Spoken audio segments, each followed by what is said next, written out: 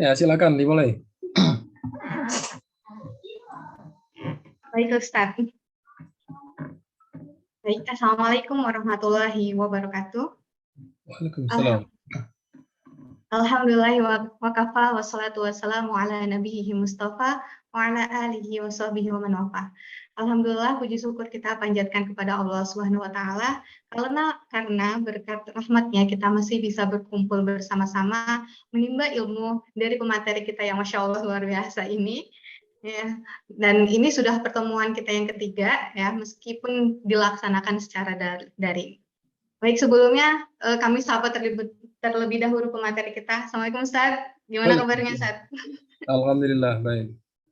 Alhamdulillah. Baik, selanjutnya saya ucapkan selamat datang kepada Bapak, Ibu, Ustadz, Ustadzah, dan teman-teman semuanya di bedah buku Minhaj Berislam dari Ritual hingga Intelektual yang diadakan oleh Komunitas Al-Munadi dan Center for Islamic and Occidental Studies Unida Gontor chapter ketiga. Perkenalkan, di sini saya Aziza Ramadona selaku moderator yang akan memandu acara pada sore hari ini. Sebelumnya mengingatkan bagi para peserta untuk mengganti format nama yang sesuai dengan format yang telah ditentukan, yakni asal underscore nama. Langsung saja, mari kita buka acara kita pada sore hari ini dengan bacaan basmalah. Bismillahirrahmanirrahim. Acara selanjutnya adalah acara yang paling ditunggu-tunggu, yakni adalah materi yang akan disampaikan oleh Profesor Dr. Kiai Haji Hamid Fahmi Zarkashi, yang insya Allah pada hari ini kita akan membahas tentang berislam pada taraf intelektual. Mengingatkan juga bagi para peserta, insya Allah nanti ada sesi diskusi, di mana para peserta dapat menyiapkan pertanyaannya dan menyampaikannya baik secara langsung dengan resen ataupun menulisnya pada kolom chat. Baik, tak perlu lama-lama, waktu dan layar kami persilakan pada Ustadz Hamid. Silakan Ustadz. Bismillahirrahmanirrahim. Assalamualaikum warahmatullahi wabarakatuh. Alhamdulillahilladzi hadana li hadza wa ma kunna linahtadiya laula an hadana Allah. Asyhadu an la ilaha illallah wa asyhadu anna Muhammadan abduhu wa rasuluh. Amma ba'du. Ini adalah yang ketiga dari pertemuan kita mengenai bedah buku Minhaj. Pada sesi ketiga ini, sebenarnya kita melangkah pada berislam dengan amal atau berislam dengan akhlak ataupun berislam dengan pikir. Sebenarnya ada beberapa istilah kalau kita dengan trilogi dan berislam. Pertama adalah Islam, iman, ihsan. Kemudian bisa dikatakan dengan nama yang kedua ilmu iman dan amal. Yang ketiga bisa disebut dengan syariah, akidah, dan akhlak. Jadi akhlak adalah yang tertinggi. Makanya di dalam hadis disebutkan akmalul mu'minina imanan ahsanuhum khuluqan. Dari keimanan itu adalah akhlak yang baik. Maka itu akhlak itu kaitan dengan keyakinan, apa yang yakini dan apa yang dikerjakan dengan syariahnya itu, apa yang dikerjakan itulah sebenarnya. Jadi kalau kita lihat ini, keimanan itu dijaga dengan ketakwaan, dan keimanan itu sudah mengandung di dalamnya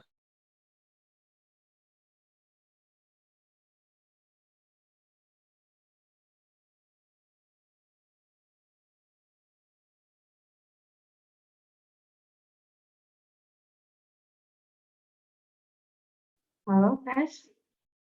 Sepertinya Ustadz Hamid sedang dalam kendala jaringan ya, teman-teman.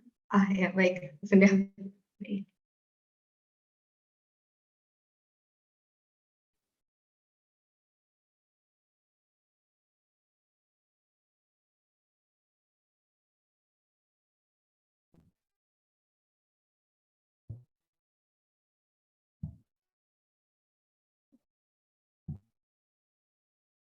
sudah kelihatan ya saya.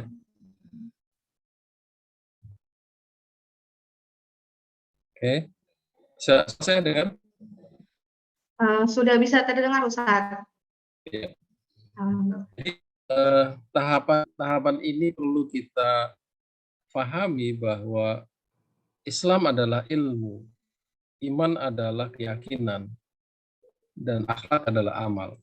Jadi di dalam akhlak Ustaz, itu sepertinya share screen-nya hilang.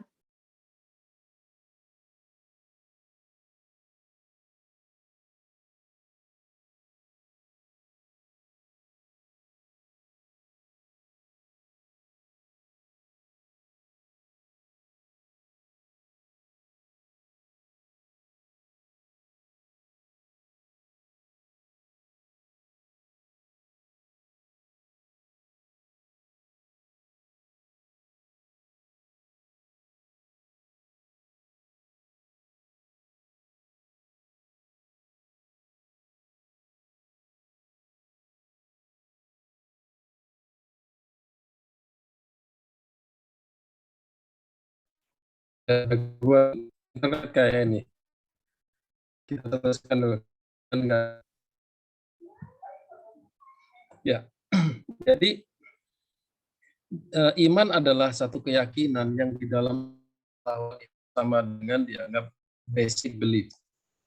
Ya, basic belief keyakinan. Ilmu itu asalnya adalah keyakinan. Maka di dalam Islam yang namanya keyakinan itu basisnya amal. Amal di dalam amal itu terdapat juga amal dalam kaitannya dengan berpikir. Karena tidak mungkin orang akan melakukan sesuatu tanpa ada pikiran di dalamnya.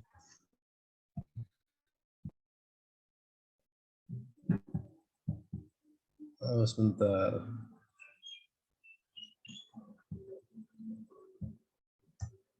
Ya, makanya di dalam tingkatan terakhir Islam, iman, ihsan, ihsan itu adalah sebuah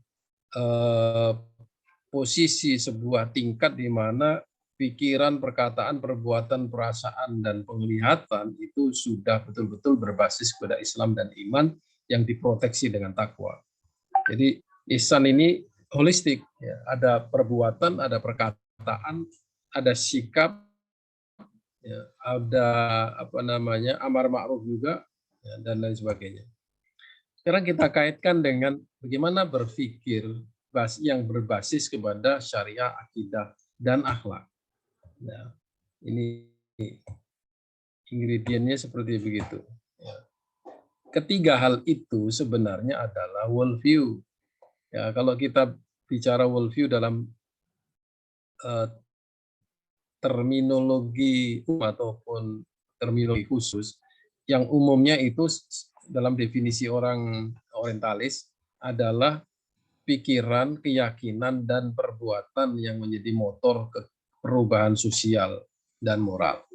Artinya bahwa cara pandang seseorang itu dipengaruhi oleh tiga hal ini. Pikirannya atau ilmunya, kemudian keyakinan dasarnya, kemudian perbuatannya. Perbuatan akan dihasilkan oleh keyakinan dan pikiran atau dihasilkan oleh ilmu. Nah, di dalam Islam yang namanya worldview itu dengan istilah yang berbeda-beda, ya, ada yang menggunakan Islamic vision, ada yang menggunakan Ru'yatul Islam. Al-Maududi sini mengatakan bahwa cara pandang Islam itu dimulai dari keesaan Tuhan, berarti dari keyakinan yang implikasinya kepada seluruh kegiatan kehidupan. Ya. Atib Zain itu menggunakan istilah akidah fikriyah. Artinya bahwa cara pandang kita ini berbasiskan kepada sebuah keyakinan yang rasional, kepercayaan yang berdasarkan kepada akal, dan itu dilakukan di dalam kehidupan kita sehari-hari. Yang ketiga, menurut Said Qutb, bahwa pandangan hidup Islam adalah akumulasi keyakinan asasi. Keyakinan asasi itu adalah seluruh apa yang kita yakini dalam kaitannya dengan kebenaran dan kebaikan. Keyakinan kita tentang hari akhir, keyakinan kita tentang hormat kepada orang tua, keyakinan kita bahwa mencuri adalah tidak baik, keyakinan bahwa durhaka kepada orang tua adalah tidak baik. Akumulasi keyakinan asasi itu berjalan seiring dengan perjalanan seseorang dalam kehidupan, dengan pendidikannya, pendidikan rumah tangganya, pendidikan masyarakatnya, dan lain sebagainya. Nah, yang terbentuk dalam hati dan pikiran setiap Muslim, ya, jadi akumulasi itu akan membentuk cara berpikir. Ya. Kemudian memberi gambaran tentang wujud dan apa yang dibalik itu, artinya bahwa ketika keyakinan-keyakinan itu tumbuh, dia akan menjadi sebuah cara pandang, tetapi yang dipandang itu tidak melulu sesuatu yang sifatnya wujud yang khoriji atau wujud empiris, tapi apa yang ada di balik wujud itu. Nah, di sini berarti kita meyakini sesuatu yang wujud secara empiris dan sesuatu yang wujud tidak empiris. Ya, itulah cara pandang Islam. Yang keempat adalah pandangan Islam tentang realitas dan kebenaran. Ya, realitas dan kebenaran ini dua hal yang di dalam epistemologi Barat itu disebut dengan empirisisme dan rasionalisme. Jadi kalau realitas itu dipahami secara mandiri, dia terpisah dari kebenaran, berarti kebenarannya hanyalah kebenaran sepihak. Makanya di Barat sendiri, realitas itu menjanjikan kebenaran objektif, ya, kebenaran objektif, tapi tidak subjektif. Sementara rasional itu menjanjikan kebenaran rasional yang subjektif. Keduanya di Barat tidak bisa bertemu. Di dalam Islam, dia tidak bisa dipisahkan. Ya, pandangan kita tentang realitas dan kebenaran itu adalah simultan. Ya, simultan artinya berbarengan dan tidak bisa bertentangan. Maka dari itu, tidak semua yang real secara empiris itu dianggap benar. Ya. Dan tidak semua yang dianggap benar harus empiris. Ini catat baik-baik itu. Ya. Inilah worldview Islam. Nah, dengan cara begitu, maka pandangan Islam tentang realitas dan kebenaran itu akan menjelaskan tentang hakikat wujud. Apa itu wujud? Adalah wujud yang empiris dan wujud yang tidak empiris. Ini worldview. Ya, maka dari itu, berislam secara intelektual itu adalah berislam dengan worldview, dengan cara pandang yang seperti begini. Nah, apa yang menjadi konsep utama di dalam worldview Islam? Konsep utamanya adalah Tuhan. Konsep Tuhan adalah sentral di dalam pandangan hidup Islam. Ya, ada strukturnya di situ. Kalau Anda mempercayai Tuhan di dalam Islam, Anda harus mempercayai bahwa Tuhan itu menurunkan wahyu. Kemudian dengan itu Tuhan menurun melalui seorang nabi, ya, yang disebut Muhammad Rasulullah. Kemudian Tuhan seperti apa yang jadi skornya worldview Islam itu? Tuhan yang menciptakan. Ini kata-kata menciptakan ini bukan sederhana, ya. Karena kalau Anda semuanya mengkaji konsep Tuhan dalam agama lain, ada agama yang Tuhannya tidak menciptakan. Tapi yang menciptakan adalah dewa-dewinya. Dari konsep Tuhan itu, kita melihat ada sekumpulan konsep. Ya, ini umumnya adalah konsep Tuhan, konsep dunia, ilmu, manusia, nilai, kehidupan. Nah, baru kemudian dikembangkan dengan konsep pendidikan, konsep hukum, konsep politik, ekonomi, ilmu, dan teknologi. Jadi dari keyakinan, ini Islam nih, dari keyakinan melahirkan ilmu pengetahuan. Kalau di Barat dari keraguan lahir ilmu pengetahuan. Ini cirinya worldview Islam.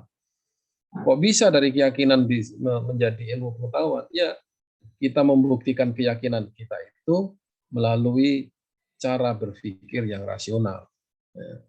Jadi jangan dikira berpikir secara rasional mengenai Tuhan, ya, itu tidak mungkin dalam Islam. Ya, Tuhan memberikan kita alat, akal untuk berpikir. Ya, kita boleh berpikir mengenai alam semesta, ya, tapi tidak boleh berpikir mengenai hakikat Tuhan. Kita bisa memahami sifat-sifat Tuhan, tapi tidak bisa memahami realitas Tuhan. Jadi, tapi Tuhan dalam Islam bisa dipahami secara rasional. Bandingkan sekarang dengan cara pandang orang yang tidak menggunakan Tuhan di dalam pandangan hidupnya. Ya, dia menggunakan konsep core-nya, konsep kehidupan atau humanisme atau kehidupan manusia. Ya sama juga ya bisa menghasilkan konsep ilmunya, konsep manusianya, konsep dunia, nilai dan lain sebagainya, dan bisa menghasilkan sains dan teknologi dengan ekonominya, tetapi semuanya itu berbasis kepada humanisme. Tidak ada Tuhan di situ. Ya, tentu berbeda dengan worldview Islam yang basisnya adalah ketuhanan. Maka worldview Islam itu bisa digunakan sebagai paradigma. Seperti apa? Ya, ketika dia memahami konsep Tuhan, ilmu kehidupan manusia, moralitas, nilai, dan lain sebagainya, ketika dia melihat kehidupan, itu sudah menggunakan cara pandang yang berbasis kepada keimanan kepada Tuhan. Ilmunya pun adalah ilmu yang berasal dari Tuhan. Ya. Artinya ilmu yang berkaitan dengan teologi. Hidup pun adalah hidup yang sesuai dengan akidah, moralitas, baik buruk, ya, cara pandang terhadap alam semesta. Itu menjadi dasar bagi cara pandang kita terhadap materi, ilmu, manusia, alam raya, dan seterusnya. Ini benar menjadi paradigma. Ya. Nah, cara kita melihat pun tidak melulu rasional dengan reason seperti di Barat. Ya. Kita menggunakan sekian banyak alat, ya, yaitu qalb, nafas, fuad, akal, sodar, lub, masih ada lagi, ya. Nah, alat itu, ya, alat-alat ini semuanya itu menunjukkan bahwa kita tidak berpikir tidak hanya dengan akal, masih ada nafas di situ, ada qalb di situ, ya, ada sodar di situ. Kan orang berpikir di dalam Islam itu berkaitan dengan berzikir atau beriman. Ya. Nah, sekarang kita lihat bagaimana rancunya berislamnya para intelektual liberal pada saat ini. Ya. Kerancuannya akan kita nampak ketika kita menggunakan konsep-konsep dasar di dalam worldview Islam. Ya. Misalnya ini, muncul sebuah pertanyaan di berbagai seminar yang saya hadiri. Ada kasus, dan itu terjadi di kalangan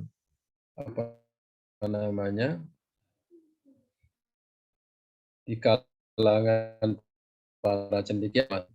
Ya. Sama. Ada yang bertanya, bagaimana hukumnya jika ada orang yang sholat 5 waktu sempurna, puasa Ramadan sempurna, sudah haji dan umroh, ya, mungkin berhijab juga.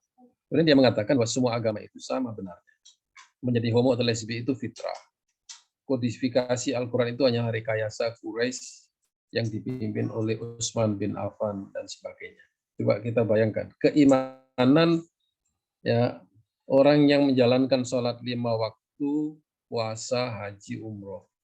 Kita asumsikan keimanan mereka akan baik. Tapi mengapa, ya, mengatakan bahwa semua agama sama, homo lesbi adalah fitrah, Quran bermasalah? Ada di mana kesalahannya itu? Nah, di sini kesalahannya adalah cara berislamnya tidak sempurna. Ya. Dia tidak memahami iman secara konseptual. Ini kasusnya dalam pemikiran liberal itu ya, meletakkan agama sebagai urusan pribadi, ya, membebaskan negara dari urusan agama, menyebarkan paham demokrasi, menentang segala bentuk fatwa. Jelas sekali kalau kita analisis di sini bahwa kalau agama adalah urusan pribadi, kita ngapain azan besar dengan suara keras di mana? Di menara. Untuk apa kita berbagi zakat, sedekah untuk masyarakat? Untuk apa kita sholat jamaah aja sudah tidak bisa dikatakan itu urusan pribadi. Ya. Ya, seperti ini. Ini kan mindset. Jadi tidak bisa satu konsep. Ya, tidak bisa hanya satu konsep menghukumi cara berpikir orang seperti ini. Agama dalam Islam itu publik. Ya. Mungkin hanya Islam agama yang bisa dikatakan agama yang menjangkau seluruh aspek kehidupan. Mungkin. Ya. Kemudian pisahkan agama dari negara. Nah, orang ini tidak paham. Kalau dia ingin memisahkan agama dari negara, dia tidak mengerti Islam, bahwa Islam itu adalah agama yang berbicara masalah budaya, masalah ilmu, masalah politik, masalah kehidupan, dan lain sebagainya. Kalau agama dipisahkan dari negara, berarti orang bernegara itu tanpa agama. Cara pandangnya seperti apa? Agama bagi dia apa? Kemudian meremehkan fatwa ulama. Ya. Ulama di dalam Islam ya, itu adalah warasatul anbiya. Ulama itu adalah penjaga ilmu. Kiamat itu akan datang ketika ulama sudah tidak ada lagi, sudah diangkat. Ya. Nah, ilmu itu apa? Nah, di sini dia gagal paham bahwa ilmu itu adalah sesuatu yang diwariskan oleh para nabi. Ya. Ilmu dalam situ tidak bisa terjemahkan menjadi sains. Ya. Makanya man arada dunya fa'alaihi bil ilmi wa man arada al-akhirah fa'alaihi bil ilmi wa man aradahu fa'alaihi bil ilmi. Ya. Maka ilmu di sini adalah ilmu yang berkaitan dengan syariah dan akidah. Maka ulama itu adalah penjaga ini. Kalau orang sudah tidak lagi bisa bermuamalah dengan syariah, berarti rusak kehidupannya. Ya, ini cara pandang yang kita analisis dari worldview. Mengenai relativitas kebenaran, di sini relativisme menjadi sangat dominan sekarang ini. Ya, tidak semuanya bisa dianggap benar, sampai ada local wisdom yang harus diterima. Yang namanya wisdom itu tidak ada lokalnya, dia universal. Akhirnya praktek-praktek kebatinan, praktek-praktek mitologi itu diterima karena dia sama benarnya juga. Ya. Kemudian ada yang membedakan agama dari pemikiran keagamaan, menafikan otoritas ulama. Ya, kita lihat sekarang, kita analisis dengan konsep. Ya. Kalau dibilang bahwa kebenaran itu relatif, apa yang disebut dengan al-haq? Al-haq itu absolut. Ya. Misalnya kalau dalam doa kita setiap tahajud itu kan ada Allahumma lakal hamdu anta haqqun wa wa'duka haqqun wa qauluka haqqun wa liqa'uka haqqun wal jannatu haqqun wa wa'duka haqqun wal jannatu haqqun wa Muhammad sallallahu alaihi wasallam haqqun wa sa'atu. Ini semuanya absolut. Nah, kita bagaimana mengetahui bahwa Nabi Muhammad adalah mutlak? Ya. Dan apa yang keluar dari mulut dan perkataan Nabi Muhammad itu adalah hak. Ya. Kalau dikatakan, oh belum tentu benar, relatif, nah, berarti Anda tidak percaya kepada Nabi, dan itu Anda akan menggugurkan salah satu rukun Islam, rukun iman. Itu problem lagi di situ. Kemudian ada kata-kata agama berbeda dari pemikiran keagamaan. Nah, sekarang problemnya, pertanyaannya adalah apa yang dimaksud dengan agama. Kadang-kadang kemudian ada kelanjutannya, agama itu absolut, pemikiran itu relatif. Ya, kalau begitu ceritanya, semua apa yang dipikirkan oleh ulama itu adalah relatif karena dia pemikiran keagamaan. Ya, kalau pemikiran itu adalah apa namanya?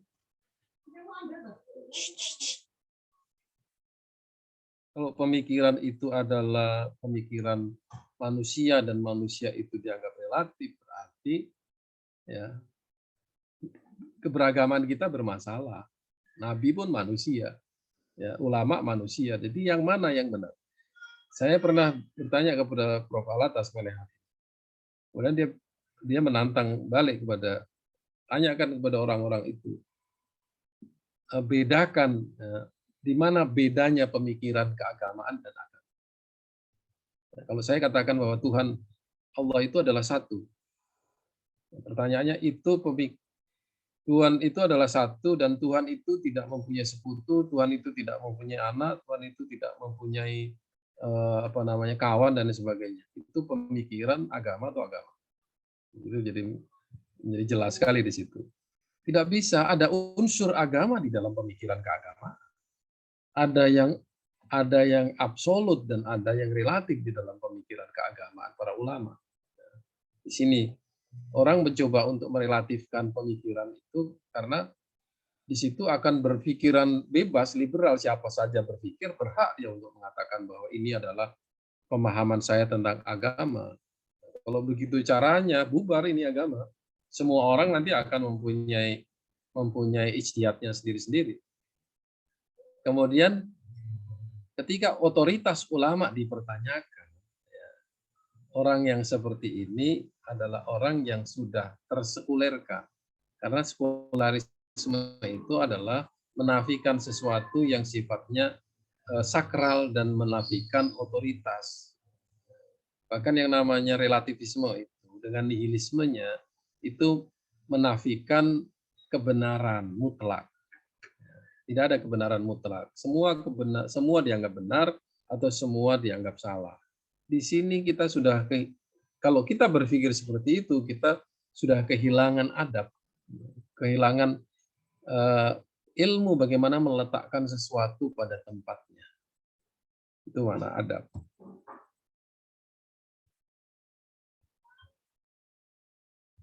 Nah, apalagi ini ya. Kalau ada yang orang mengatakan semua agama itu sama. Semuanya menuju jalan kebenaran dan Islam bukan yang paling benar. Ya.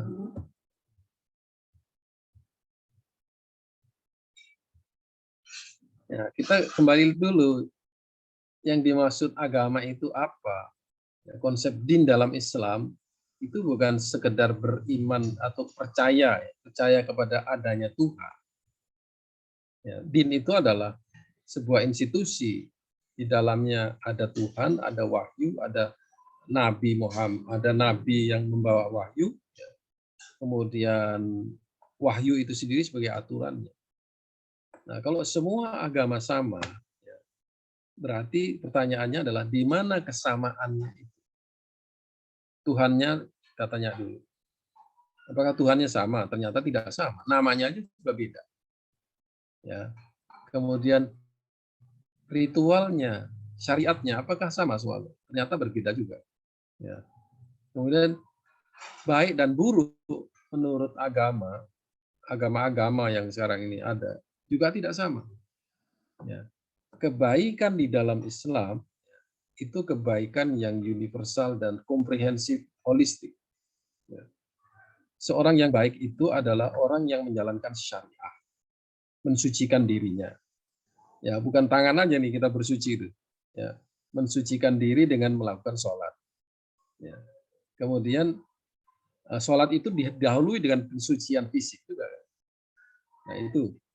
Jadi din dalam pengertian ini komprehensif. Dan itu sampai memberikan konsep mengenai kebenaran dan kebaikan. Nah, di situ tidak mungkin semua agama sama. Ini logikanya tidak masuk. Kalau dikatakan agama dengan kebenarannya di sini tadi. Kita lihat. Dengan variasi dan tingkat kadar kedalaman yang berbeda-beda dalam menghayati religiositas itu. Ya, sekarang ukuran kedalaman itu apa?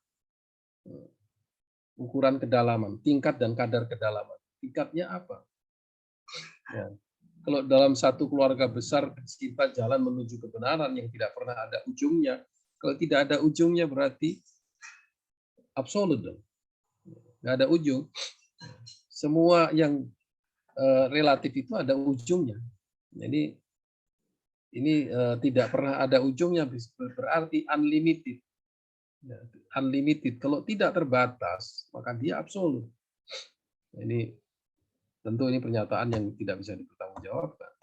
Makanya di sini problemnya adalah tidak paham makna din, kedua tidak paham ahlul kitab. Ya. Berarti agama selain Islam mempunyai kebenaran. Tuhan semua agama itu hakikatnya sama. Bagaimana sama? Ya, kalau namanya saja beda, sifatnya juga berbeda. Orang ini nggak paham konsep Tuhan dalam Islam. Ada lagi yang mengatakan iman. Beriman itu bisa dimiliki oleh siapapun. Pemeluk agama apapun layak disebut sebagai beriman dengan makna yang percaya kepada Tuhan. Ya. Pertanyaannya adalah bagaimana cara dia percaya? Kok bisa dianggap semua sama? Siapa yang beriman tanpa harus melihat agamanya apa adalah sama di hadapan Allah. Nah, Allah itu menerima nggak agama-agama selain Islam? Karena Tuhan kita ini logikanya nggak masuk. Kalau kita merujuk pada innad dina indallahil Islam, ya, bahwa agama yang diterima Allah hanyalah Islam, makanya siapapun yang beriman selain pada Islam tidak akan dilihat oleh Tuhan. Itu kafir. Nah, berarti dia kehilangan konsep Tuhan, kehilangan konsep kufur, kehilangan konsep iman. Ya. Ini problem konsep ini kan. View itu konsep. Arti iman dan Islam. Ya.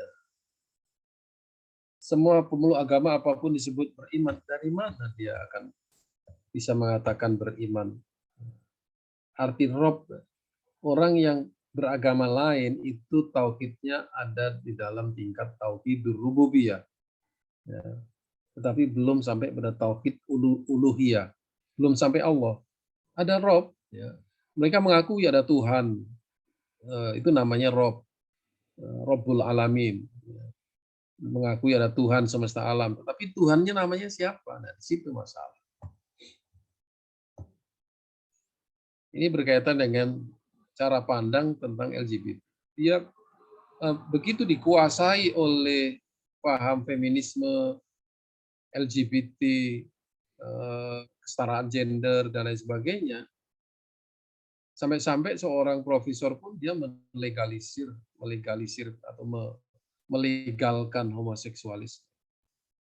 Ya, bahkan dia di situ dalam fikih disebut sunnatullah. Ya.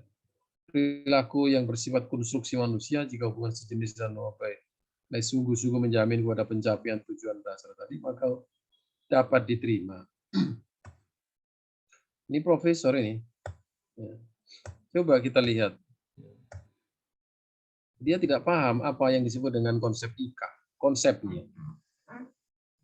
Kalau seandainya nikah adalah bagian daripada upaya kita untuk memanjangkan amal kita. Damatta ibnu Adam in qata amaluhu illa min salasin shadaqatin jariyatin ilmun yantafa'u bihi waladun sholihun yatluhu kan. LGBT tidak menjanjikan waladun sholihun.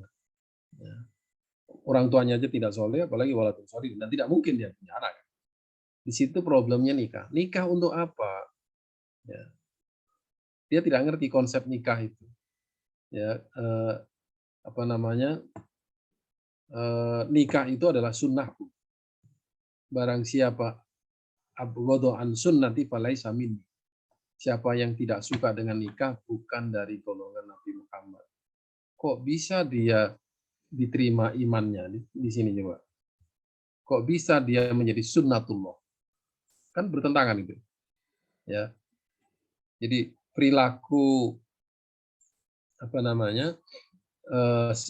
sek yang menyimpang ini ya, bertentangan dengan sunnah Nabi.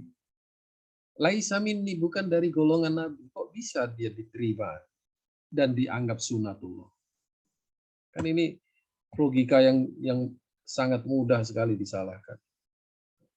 Dan hukum-hukum dalam masalah hubungan sejenis ya, hubungan LGBT, dia nggak ngerti itu, nggak mengerti ayat-ayat yang ada di dalam kasusnya kaum Nabi Lut. Sangat serius sekali kesalahan. Ya. Jadi ini contoh-contoh tadi itu menunjukkan kita ini para intelektual liberal khususnya itu berislamnya mungkin secara syariah benar, ini sholat. Ya. Kemudian secara akidah dia tidak memahami bahwa akidah itu adalah pernyataan dengan lisan, keyakinan dalam hati, dan perbuatan dengan amal. Amal-amal yang dilakukan itu harus dikaitkan dengan hukum syariahnya. Kalau dia secara syar'i itu adalah haram, tidak mungkinlah dia dilaksanakan sebagai bagian dari akidah. Nah, di situ ini kacau betul ini cara berpikir ini. Makanya saya katakan berislam secara intelektual itu adalah berislam yang berbasis kepada basic belief tentang alam semesta, tentang Tuhan, tentang manusia. Yang itu juga menjadi bagian dari pelaksanaan syariah. Makanya ibadah ritual syariah maksudnya harus disertai kesadaran ilahiyah atau keimanan. Ya, keimanan harus berdampak kepada amal, dan amal itu standarnya adalah akhlak. Jadi Islam iman ihsan adalah totalitas berislam dan harus berdampak kepada kesalehan intelektual. Jadi beriman belum menjamin berpikir secara benar. Orang berislam dengan syariah belum tentu berpikirnya benar. Itu standar yang kita gunakan ketika berislam secara intelektual. Itu saja, terima kasih. Assalamualaikum warahmatullahi wabarakatuh. Waalaikumsalam warahmatullahi wabarakatuh. Terima kasih Ustadz atas materi yang luar biasa. Tadi kita telah membahas tentang berislam secara intelektual dengan menggunakan metode yang benar. Nah, kita sekarang masuk kepada sesi diskusi. Ya, di sini kita akan membagi dua termin, di mana termin pertama itu ditunjukkan pada teman-teman yang bertanya secara langsung. Kemudian termin yang kedua ditunjukkan bagi pertanyaan yang diajukan melalui kolom chat. Nah, sekarang kita masuk pada termin pertama. Bagi teman-teman semuanya yang ingin bertanya, ya bagi para peserta yang ingin bertanya bisa langsung raise hand. Mungkin ada yang ingin bertanya dari teman-teman sekalian, silakan.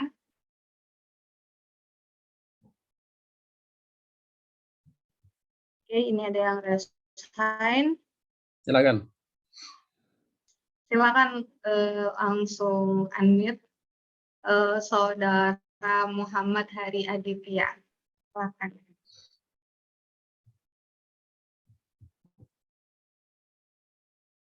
Ya, silakan.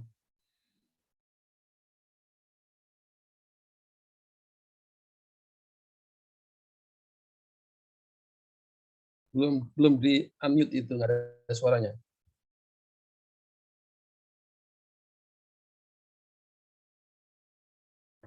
Baik, Assalamualaikum warahmatullahi wabarakatuh, Ustaz. Ya. Perkenalkan sebelumnya nama saya Adit dari Lombok. Saya alumni Universitas Mataram.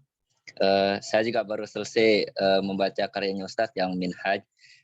Saya sedikit bertanya Ustaz terkait dengan saya punya teman di rumah, kebetulan beliau alumni pondok pesantren. Alhamdulillah hafiz 30 juz juga. Tapi ketika saya menawarkan bahwa ada begitu banyak problem yang perlu dirubah di masyarakat, tapi beliau berkata bahwa saya tidak mau mengurus urusan yang seperti itu, katanya. Saya tidak mau pusing untuk mengurus urusan yang seperti itu, katanya. Kemudian saya sampaikan bahwa ada sebuah hadis yang mengatakan bahwa siapa yang tidak peduli dengan urusan kaum muslimin, maka dia bukan bagian daripada kaum muslimin. Saya katakan seperti itu. Kemudian dia cuek-cuek aja, Ustadz, kira-kira yang salah itu seperti apa gitu. Mohon penjelasannya, Ustadz. Terima kasih. Assalamualaikum warahmatullahi wabarakatuh. Terus kalau ada lagi tiga orang gitu, ya itu siapa? Baik, selanjutnya pertanyaan yang kedua dari Saudara Muhammad Aris. Silakan Saudara Muhammad Aris untuk menyampaikan pertanyaannya. Oke, baik. Masuk suara saya? Masuk.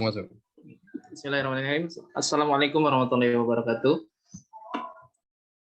Ya, pertama-tama jazakumullah khairan Ustadz Prof. Hamid atas ilmu yang telah dibagikan selama 3 hari terakhirnya. Mungkin izin langsung bertanya, Prof. Perkenalkan sebelumnya, nama saya Muhammad Aris Pratama, asal Tangerang. Saya alumni dari Universitas Brawijaya, Prof. Jadi sederhana sebetulnya pertanyaan, Prof. Ketika kita sudah mengetahui problematika kita hari ini terhadap worldview Islam, dan memang saya sepakat juga tadi dari apa yang disampaikan dengan Prof itu, yang terjadi itu adalah umat Islam sendiri atau orang Islam yang berislam sendiri itu memang kecenderungannya masih banyak yang belum memahami secara konseptual terkait keimanan itu, sehingga akhirnya worldview itu tadi menjadi problem, ya, Prof.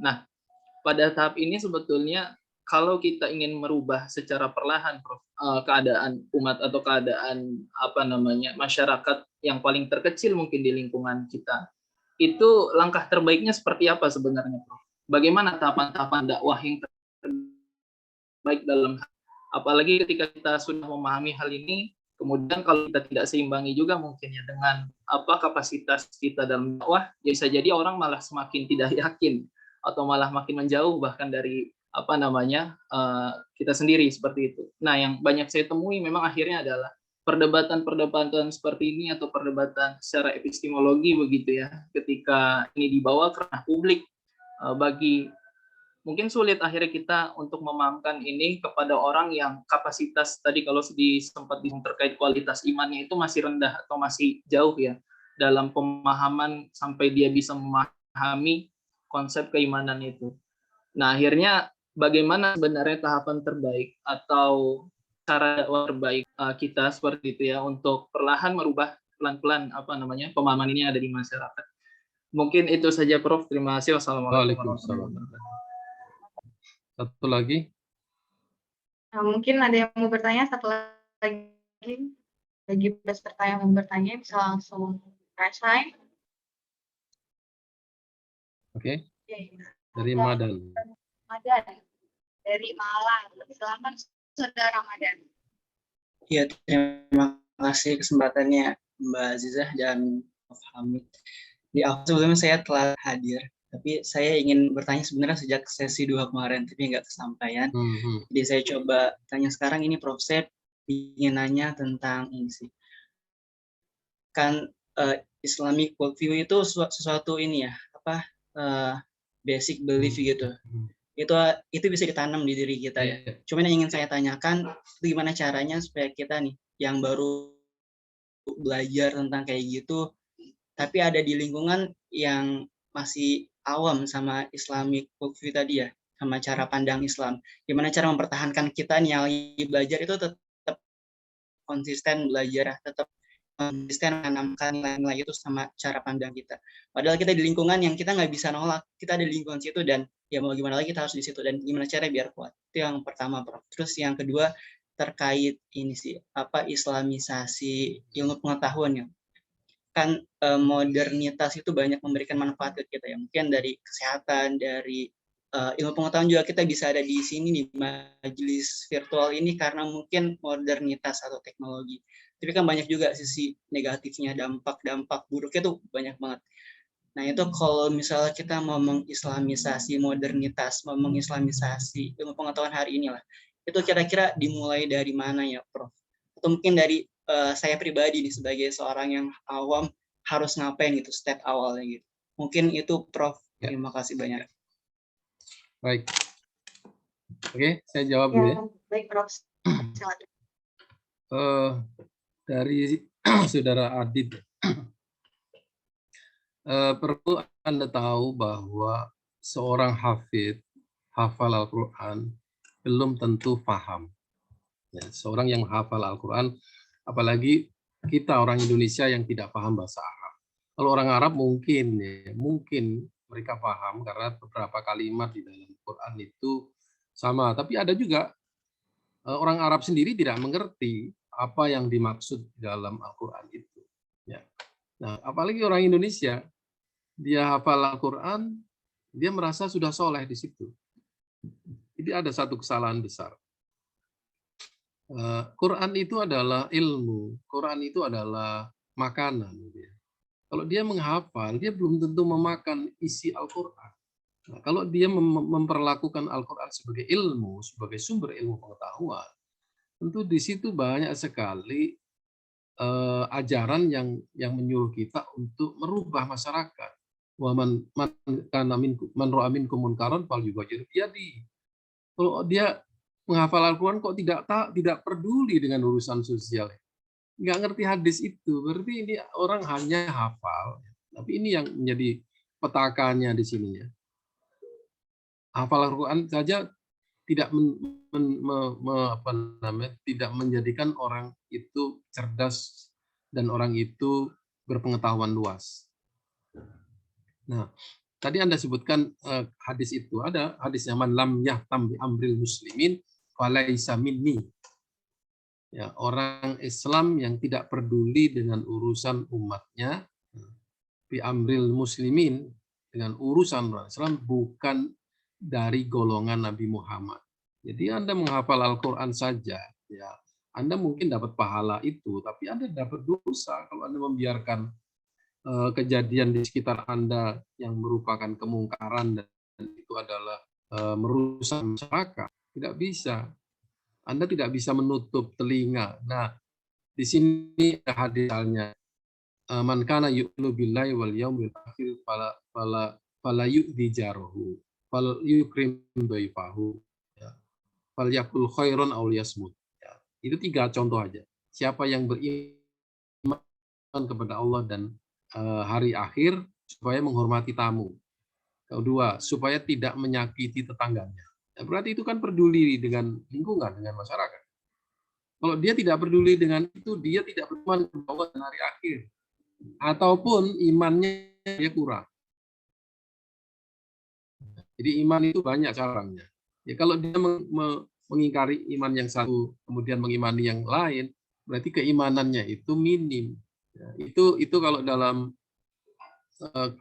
hadis ro'a mungkaron tadi itu mungkin dia caranya adalah dengan berdoa. Wa ilam yastati biyadihi fabilisanihi, harus ngomong. Kalau dia nggak bisa fabiqolbi wa dzalika adhaful iman. Berarti imannya lemah orang itu. Dia mendoa, tentu juga dia mendoakan supaya itu, karena dia tidak mau berurusan ya. Nah, kalau dia peduli mendoakan lumayan. Nah, tidak mau urusan. Inilah kelemahan kita umat Islam Indonesia ya, ini.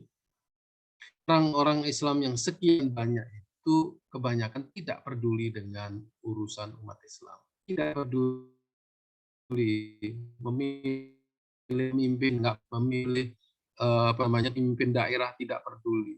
Ya, memilih kepala sekolah nggak peduli. Orang yang misalnya minum-minum atau apa nggak peduli. Di mana dia beramal soleh itu? Itu pertama. Yang kedua adalah mengenai tahapan bagaimana kita berdakwah, ya, Saudara Aris Pratama dari Unibro ini. Jadi beda antara kita berilmu dulu dengan mendakwahkan ilmu kita. Ya memang dalam hadis diperintahkan kita untuk balighu anni walau ayat, sampaikanlah kepada manusia meskipun ada satu ayat ada yang Anda tahu, sampaikan. Ya oke. Ya, tapi kewajiban seorang muslim itu adalah memahami syariah untuk bisa diamalkan, memahami akidah untuk diyakini, kemudian mengamalkan akidah untuk hidup. Itu secara pembelajarannya seperti begitu. Nah, bagaimana tak dakwahnya ini beda lagi. Kalau Anda berdakwah kepada masyarakat itu sama dengan kalau kita ikut Nabi sama dengan perintah Nabi kepada Muadz bin Jabal ketika dia pergi ke Yaman. Perintahnya begini, kalau Anda pergi ke suatu kaum, ya, ajak mereka bersyahadat. Kalau mereka bersyahadat mau, ajaklah mereka sholat. Kalau mereka mau melaksanakan sholat, ajak mereka untuk mengeluarkan zakat. Ya. Jadi ada tahapan-tahapan dakwah itu. Ya. Nah, orang-orang ini kan baru pada tahap menjalankan Islam. Setelah nanti puasa, setelah puasa ya kalau bisa haji, hajilah. Nah, tahapan ini tahapan bagaimana masuk Islam secara syariah. Nah, setelah itu ya kita mesti mengembangkan lagi bahwa syariah itu harus diperkuat dengan akidah. Anda tidak akan bisa maksimal menjalankan syariah kecuali Anda mempunyai akidah yang kuat. Nah, di situ akidah itu keyakinan bahwa Allah itu melihat kita. Keyakinan bahwa Allah adalah Tuhan kita dan kita menyembah kepada Allah. Nah, kalau kita berpuasa tidak karena akidah, ya tidak diterima. Kan perintahnya barang siapa puasa karena iman dan karena menghitung-hitung dosa dan sebagainya, maka diterima pahala sholat puasanya. Nah, bayangkan kalau Anda puasa hanya sekedar menahan lapar dan dahaga dan tidak mengerti hakikat berpuasa, tidak ada ilmunya, ya, berpuasa itu berarti puasa Anda tidak ada dampaknya terhadap moral dan akhlak Anda. Nah, dalam konteks kehidupan sekarang yang begitu banyak dengan informasi dan banyak pengetahuan yang tersebar di dunia maya, dengan segala macam informasi yang menyesatkan dan informasi yang mungkin memberi petunjuk, kita perlu belajar Islam secara ilmu, ya, dan mengajarkan Islam secara ilmu, secara ilmiah. Artinya bahwa kalau di dalam kehidupan itu Anda misalnya bergaul dengan orang-orang yang mempunyai cara pandang yang berbeda dengan Islam, itu berarti Anda tidak layak bergaul dengan mereka. Ya, Anda harus bersama dengan orang-orang yang soleh. Untuk supaya apa? Supaya Anda termasuk orang-orang yang soleh. Nah, ini an-nasu ala dini khalilihi. Manusia itu ikut bagaimana beragama temannya. Kalau temannya begitu, dia akan begitu. Nah, di sini, kalau Anda rasa bahwa pergaulan itu tidak menjamin keimanan dan keislaman Anda, mengapa Anda pertahankan? Anda mesti bergaul dengan orang-orang yang soleh. Orang-orang yang betul-betul menjalankan Islam dengan baik, meskipun tidak sempurna-sempurna amat gitu ya. Nah, ini. Nah, yang kedua, berdakwah itu juga dengan amal. Jangan hanya ilmu Anda kasih teori-teori mengenai Islam. Gimana mengamalkannya dari situ? Islam itu bisa menjadi agama yang applicable, bisa diamalkan. Misalnya Islam menyuruh kita untuk hidup bermuamalah dalam bidang ekonomi secara benar sesuai dengan syariah. Caranya gimana ya? Banyak sekali ajarannya dalam Islam. Tidak boleh menipu, tidak boleh ada sesuatu yang menzalimi orang lain. Kemudian dalam kehidupan sosial kita harus saling memberi, harus bersedekah, ya, dan banyak hal itu. Jadi agama ini adalah agama yang sebenarnya kalau dipraktikkan dalam kehidupan sosial, dia akan bermanfaat untuk umat manusia. Ya. Cobalah banyak sekali amalan-amalannya, menghormati orang tua apapun agamanya, misalnya orang tua Anda non-Muslim misalnya, Anda tidak boleh memaki-maki. Tetap Anda sebagai anaknya menghormati orang tua. Kemudian ketika Anda bertetangga misalnya, Islam mengajarkan kita untuk berbaik-baik dengan tetangga. Apa yang salah dengan itu? Ya. Kemudian kita harus kholiqin nasa bi khulqin hasanah. Harus memperlakukan manusia dengan akhlak yang baik. Nah, kebaikan-kebaikan yang seperti ini ajaran asasnya adalah ajaran agama yang berbasis syariah dan akidah. Kalau kita mengamalkan itu dan mengajak orang untuk mengamalkan itu, berarti dakwah kita masuk. Ya. Ini dakwah bil hal namanya.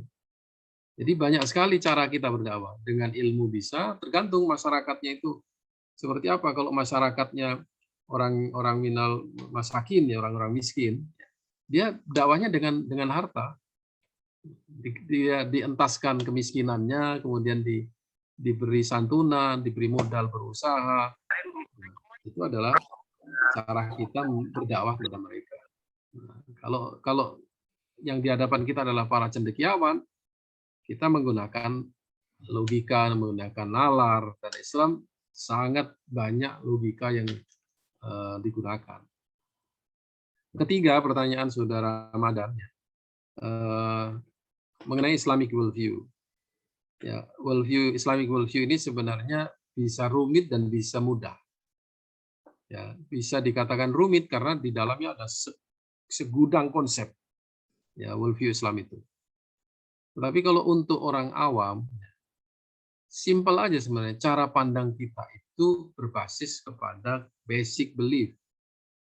Ya, keyakinan Anda sebenarnya apa? Keyakinan saya sebenarnya percaya kepada Tuhan. Nah, kepercayaan Anda kepada Tuhan itu harus direfleksikan di dalam bentuk perbuatan. Ya. Kalau Anda percaya kepada Tuhan, Tuhan membolehkan Anda menipu. Nah, membolehkan Anda membuli orang lain atau tidak? Membolehkan Anda untuk melakukan perbuatan amoral seperti berzinaan dan sebagainya enggak? Nah, simpel aja itu kan. Kalau tidak boleh berarti ya, artinya kalau Anda menjalankan worldview Islam dan itu tidak boleh, berarti jangan berteman dengan orang yang melakukan itu gitu kan. Lingkungan saya tidak begitu, Pak. Ya, Anda harus konsisten dengan basic belief Anda. Ini salah satu contoh ya, di Australia itu ada seorang alumni dari Gontor. Dia tidak tamat sebenarnya. Tapi dia bergaul masuk SMA dari Gontor, dia kembali ke SMA lagi. Di kalangan anak SMA itu kan juga biasa masuk bar, kemudian ya keluar masuk bar, kemudian di situ ketemu dengan lawan jenisnya dan sebagainya. Anak ini tidak mau, dia masuk bar ya, karena memang teman-temannya masuk bar, tapi anak ini selama dia keluar masuk bar tidak mau minum dia minuman keras. Terus ada seorang bule dari Australia itu, dari Sydney, dia bertanya, Anda kok konsisten sekali, Anda tidak minum ya, kenapa Anda tidak minum?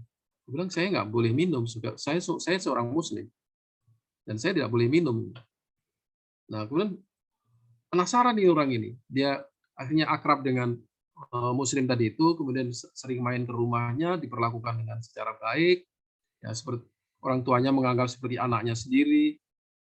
Lama-lama dia masuk Islam, orang ini. Nah, kalau tidak percaya orangnya ini masih ada nih. Dia kemudian masuk Islam, dia tanya, kamu belajar Islam di mana?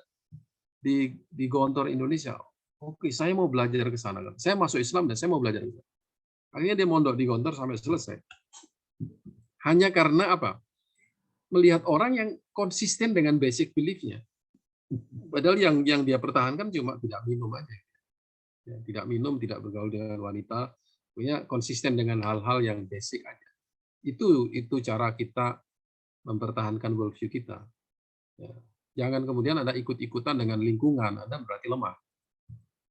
Nah itu. Jadi worldview itu sebenarnya sederhananya adalah menjalankan keyakinan asasi Anda. Ya. Keyakinan asasi Anda itu apa? Saya percaya pada Tuhan. Oke. Tuhan memerintahkan saya untuk berlaku jujur. Oke. Tuhan melarang saya untuk melakukan perbuatan keji. Oke. Ya. Apalagi? Tuhan melarang saya untuk berbuat jahat pada orang lain. Itu basic belief aja. Pertahankan itu. Makanya dalam surat Al-Quran kan ada pernyataan innalladzina qalu rabbunallah tsumma istaqamu tatanazzalu alaihimul malaikah. Orang yang mengatakan Tuhan saya Allah, ya. Dan dalam kata-kata Tuhan saya Allah itu Allah melarang ini, membolehkan ini, menganjurkan ini, sudah tentu kan? Disitulah Anda akan disertai oleh para malaikat. Ya. Dan di situ ya walakum fiha ma tashtahi anfusukum walakum fiha ma tad'un. Itu Anda akan diberi apa yang engkau kehendaki, ya. Dan apa yang engkau perlukan. Bayangkan, konsisten. Anda hidup di mana aja tapi tetap konsisten dengan keyakinan Anda. Nah, di sini innalladzina qalu rabbunallah. Ya. Tuhan saya Allah dan Allah itu melarang saya ini dan itu saya pertahankan secara konsisten. Summastaqamu, dia istiqomah dengan keyakinan itu, maka disitulah malaikat akan membantu Anda. Yang pertanyaan ketiganya adalah mengenai Islamisasi ilmu pengetahuan. Ini nggak sederhana, ini mata kuliah di S2 di Unida. Ya. Jadi gini, ilmu pengetahuan itu adalah hasil dari pandangan hidup. Bisa jadi dari keyakinan, bisa jadi dari ideologi, bisa jadi dari kultur. Ya. Nah, ilmu pengetahuan modern sekarang ini dihasilkan oleh pandangan hidup Barat, ideologi Barat yang sekuler. Karena sekuler tidak melibatkan Tuhan, ya kan? Oleh sebab itu, ilmu pengetahuan yang datang ke dalam diri umat Islam sekarang ini harus diislamkan. Artinya yang bertentangan dengan Islam kita buang. Ya, yang sesuai nggak apa-apa kita ambil. Ada memang bagian dari disiplin ilmu itu yang sesuai dengan Islam. Nah, di situ kalau kita ingin melakukan program Islamisasi, syaratnya kita harus tahu Islam dulu. Kita mengerti worldview Islam, kemudian kita mengerti ilmu pengetahuan Barat yang sekuler itu seperti apa. Ya, dan jangan berpikir ya bahwa teknologi itu diislamkan. Teknologi itu adalah benda mati. Ya, nggak mungkin Anda mengislamkan laptop, mengislamkan komputer, mengislamkan mobil, dan sebagainya. Islamisasi ilmu pengetahuan. Yang diislamkan adalah ilmunya. Dan ilmu itu adalah ada dalam pikiran. Nah, teori itu sebenarnya adalah cara orang membentuk cara berpikir. Ya. Teori-teori yang ada itu adalah teori yang mengarahkan kita untuk berpikir seperti teori itu. Nah, ini. Nah, itulah yang harus diislamkan kalau teori tidak sesuai dengan ajaran Islam. Nah, jadi mulainya dari mana? Mulainya dari memahami Islam atau worldview Islam dengan segala konsep yang ada di dalamnya. Tentu ada yang ada kaitannya dengan epistemologi. Nah, kalau kita sudah memahami epistemologi, kita pahamlah di situ asumsi dasar ilmu, paradigma ilmu, teori ilmu, ya, dan lain sebagainya. Dari situ kita paham, oh ini nggak Islami, ini Islami. Yang tidak Islami kita ganti dengan yang Islam. Nah, kalau mau lebih detail, kuliah di Unida 4 semester S2 tadi. Oke. Selanjutnya silakan. Oke, baik. Kita masih buka termin untuk pertanyaan secara langsung. Di sini masih ada 2 penanya yang sudah resen. Yang pertama adalah Saudara Ahmad Sakib dari Ponorogo dan Saudara Renaldi. Silakan untuk menyampaikan pertanyaannya dari Saudara Ahmad Sakib, kemudian dilanjutkan Saudara Renaldi. Jazakumullah khairan katsiran Ustaz untuk kesempatannya. Pertama begini Ustaz, di buku Minhaj itu ada antum kutip quote besar gitu perkataan Hasan Al-Basri di mana beliau mengatakan aku lebih suka membantu saudaraku daripada beriktikaf selama 1 tahun gitu. Nah, itu kan sebenarnya yang membedakan dan seringkali antum katakan terkait worldview itu kan pengertian umumnya pikiran, kepercayaan dan juga perilaku gitu. Nah, tapi begini banyak kita temukan dan di Indonesia sendiri gitu kan kadang itu seringkali pikiran dan kepercayaan itu memang benar dari Islam gitu, tetapi sering cara berpikirnya itu terkotak dengan apa yang dia ikuti, apa yang ormas yang diikutinya, atau organisasi-organisasi yang diikutinya gitu. Nah, itu justru yang banyak kadang terjadi rame perbedaan di hal-hal yang furuk, bukan yang usul. Itu kira-kira gimana untuk memandang bagaimana seorang itu biar bisa memandang Islam secara luas dan menyeluruh. Itu satu. Kemudian yang kedua, bagaimana dengan orang yang berislam itu dengan doktrin gitu ya. Dia taat, dia membantu saudaranya, tetangga, dan berakhlaknya baik, kepercayaannya bagus, dan pikirannya bagus, tapi berdasarkan doktrin gitu. Tapi dia tidak memiliki kedalaman pemikiran dan secara intelektual kurang lah. Nah, itu kira-kira bagaimana, Ustaz? Apakah ya diterima atau gimana? Allah alam bisa. Itu. Oke. Ada lagi si Rinaldi. Baik, terima kasih sebelumnya dan terima kasih kepada Prof. Hamid yang telah memberikan ilmunya kepada kita semua. Yang saya ingin tanyakan begini, Prof. Bagaimana cara pandang kita terhadap suatu fenomena yang sangat mungkin hari ini sangat krusial sekali gitu. Bahkan ini menyerang kepada pikiran kaum muda dan bahkan seluruh kalangan seperti itu. Yang disebut sebagai pluralisme gitu ataupun relativisme kebenaran seperti itu. Nah, sedangkan yang saya temui di lapangan itu banyak beberapa perbedaan yang mana ada beberapa masyarakat yang bersikap bahwasanya iman dengan tanpa syarat gitu, seperti misalkan imannya orang-orang awam ataupun masyarakat lapisan ke bawah seperti itu. Nah, adapun beberapa di sini yang saya temukan adalah perbedaan ketika iman ataupun keislaman itu di dalam para intelektual. Nah, ini banyak sekali perbedaan, Ustadz. Di mana di sini ada yang memandang bahwasanya agama lihatlah secara konteks daripada nas ataupun daripada Al-Qur'an itu sendiri gitu, ataupun dari syariat yang telah ditegakkan oleh Nabi. Sedangkan di satu sisi gitu kan untuk memaksakan dan juga untuk membangun toleransi, mereka mencoba ataupun mengupayakan gitu kan dengan akal mereka gitu kan untuk memang menyamakan ke semua agama ataupun merelatifkan kebenaran ataupun mengeliminasi kebenaran yang absolut seperti itu.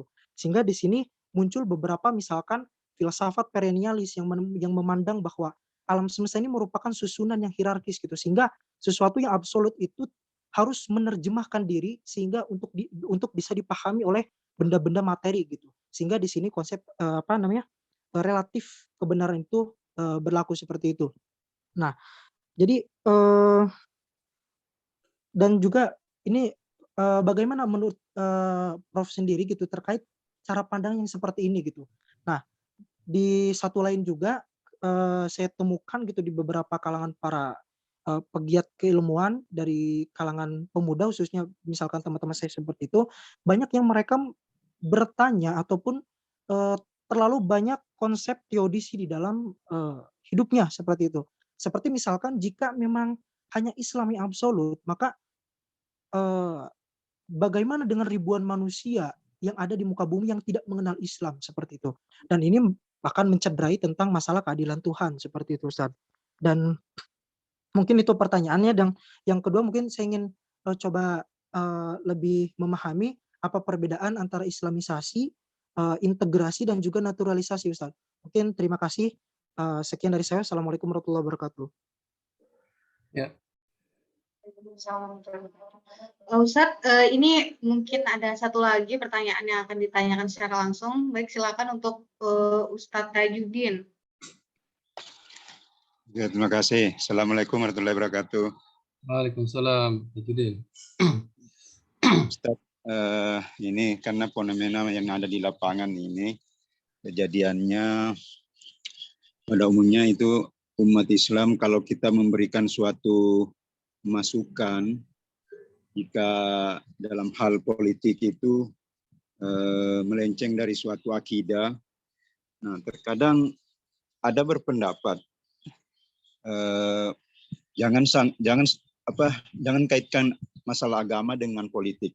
Nah, kalau pendapat Tajuddin sesuai apa yang tadi Ustadz katakan bahwa agama itu kita harus tolerir segala macam, baik dari adab segala macam dan politik. Untuk itu, karena kejadian sudah sekarang ini sepertinya umat Islam ini mengalami suatu penjajahan yang sangat luar biasa yang tidak kita secara sadari.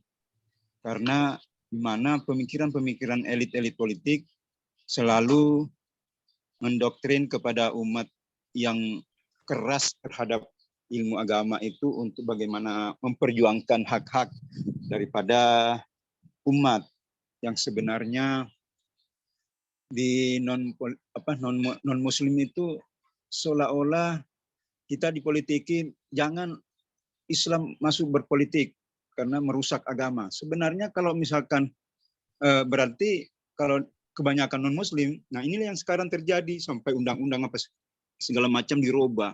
Ini. Jadi bagaimana cara untuk memberikan suatu pemahaman kepada masyarakat, karena sering sekali terjadi justru masyarakat itu memilih calon-calon wakil rakyat, dia memilih non-muslim. Sementara orang yang memilih tadi muslim, tetapi karena diberikan sesuatu hal semacam rupiah, dia memilih ke yang memberikan rupiah. Sementara di dalam satu RT itu ada juga calon yang benar-benar kompeten dalam hal agama Islam, tetapi tersingkirkan dengan rupiah tadi. Sehingga kejadian sekarang seolah-olah muslim kita dipojokkan oleh pemikiran-pemikiran yang dari non-muslim. Jadi itu saja Ustadz, mudah-mudahan ada penjelasan-penjelasan bagaimana cara untuk memberikan suatu pemahaman kepada masyarakat, biar masyarakat itu mengerti mana sebenarnya yang baik itu untuk sebagai pilihannya, karena terkadang melawan kalau kita berikan masukan, wah itu bukan urusan saya, masalah politik itu kan serba salah. Oke. Terima kasih Ustaz. Assalamualaikum warahmatullahi wabarakatuh. Ya. Pertanyaan yang pertama, Saudara Sakib ya. Tadi Hasan Al-Basri itu sebenarnya ingin menunjukkan bahwa amal soleh itu adalah betul-betul amal yang dilakukan di dalam kehidupan. Jadi kalau sholat itu sebenarnya adalah alat supaya kita bisa beramal soleh. Kan inna sholata tanha anil fahsya wal munkar. Jadi dengan sholat itu amal Anda jadi bagus. Ya. Percuma Anda bersolat sepanjang malam. Tadi kan Hasan Basri katakan ya, daripada sholat 1000 rakaat, lebih baik saya membantu orang lain. Pahalanya lebih banyak membantu orang lain. Dan memang sholat itu, meskipun Anda sholat sedikit, tetapi Anda melakukan amal-amal ibadah sosial lebih banyak, itu yang akan dihitung pahalanya. Tetapi kalau Anda tidak sholat, itu nggak ada gunanya juga. Amal-amal sosial itu. Di sini komprehensifnya Islam. Jadi sebenarnya kalau mau berislam secara kafah, Anda pertama tahu ya hukum-hukum bagaimana bermuamalah ma'anas dan muamalah ma'allah. Itu satu. Tahu hukumnya, boleh ini, nggak boleh ini, jangan kemudian Anda melakukan ibadah semau Anda sendiri. Ya. Ada hukum-hukumnya. Nah, ada ibadah muamalah yang di situ juga ada hukumnya. Bagaimana memperlakukan ahlul kitab? Ada hukumnya di situ. Ya, bagaimana memperlakukan orang yang meminta-minta, tetapi dia masih dalam kondisi sehat. Banyak hal ya sebagai contoh aja. Nah di situ kafahnya seseorang itu apabila dia berilmu, beriman, dan beramal. Tidak perlu Anda beramal dengan sebanyak-banyaknya sebagaimana cabang iman yang 70 itu, ya, asal Anda tidak melakukan sesuatu yang dilarang. Ya. Cabang iman itu 70 atau 77 lah katakan. Tidak semua itu Anda harus lakukan. Karena ada orang yang tidak mampu, misalnya membantu orang lain, ya, atau membantu secara finansial orang lain. Lah, kalau dia miskin kan tidak mungkin dilakukan. Ya. Nah, di situ orang yang hidup di negara Barat, dia harus memilih pemimpin yang Muslim. Di Barat mana ada pemimpin Muslim? Nah, dia bisa melakukan Islam secara kafah sesuai dengan kapasitasnya. Makanya dalam Quran dikatakan ittaqullah mastata'tum. Ya, bertakwalah kepada Allah sedapat mungkin yang Anda lakukan. Ya. Nah, kalau ada orang yang dengan ini, kalau nggak salah ada yang bertanya minggu lalu, ada orang yang mendapatkan ilmu dari syekhnya, kemudian dengan ilmu itu dia merasa benar, dan dengan ilmunya itu dia menyalahkan orang lain, itu sebenarnya bukan menunjukkan kekuatan Islam dan imannya, itu menunjukkan kelemahannya. Apalagi kalau itu adalah masalah furu. Ya, furu itu adalah masalah yang kalau Anda salah masih dapat pahala. Kenapa Anda menyalahkan orang lain? Ya, ada yang katakanlah sholat jamak ketika dia musafir, ada yang tidak menjamak. Ya, karena selama Anda masih mampu, Anda kenapa mesti menjamak? Ada yang begitu. Tapi ada yang mengatakan ini rukhsah dari Allah, kenapa nggak diambil? Ya, dua-duanya benar. Ya. Jangan kemudian yang mengqashar sholat itu menyalahkan yang tidak mengqashar, atau yang tidak menjamak dan mengqashar sholatnya itu menyalahkan yang mengqashar. Masalah furu. Habis tenaga kita untuk berdebat masalah furu. Ya, padahal amal-amal sosial sangat banyak sekali. Persis dengan apa namanya ketika orang naik haji. Orang naik haji berebut-rebut ingin mencium Hajar Aswad. Ya, sikutnya dipasang kiri kanan, dia berdesak-desakan sampai ada orang jatuh karena didesak orang yang lebih kuat.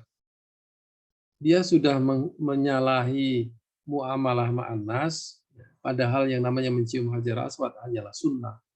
Kok bisa sunnah bisa mengalahkan yang wajib? Wajibnya itu adalah menghormati orang lain. Nah, seperti itu ya. Ini salah satu contoh.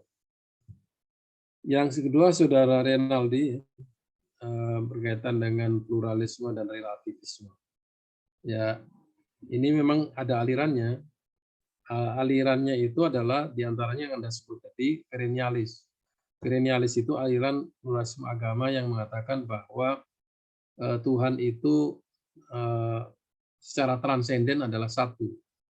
Jadi Tuhan itu pada tingkat batiniyah adalah satu untuk semua agama.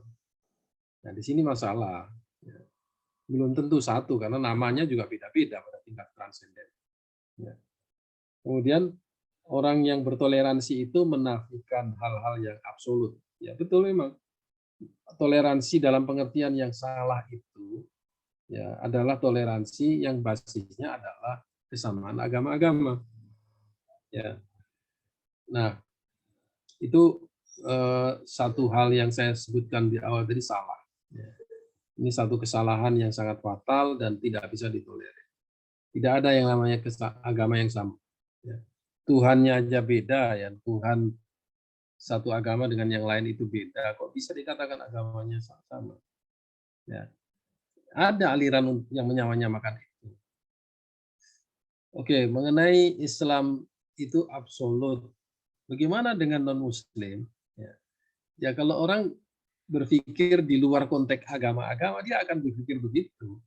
Ya, gimana nanti apa namanya di hari akhir itu bukan urusan Anda. Anda kenapa membela-bela non-Muslim? Anda sendiri belum tentu masuk surga. Ya. Kalau Anda katakan bahwa Tuhan hanya memasukkan surga orang-orang Islam, sementara non-Muslim itu masuk neraka, ini kan tidak adil. Nah, sekarang masalahnya gini.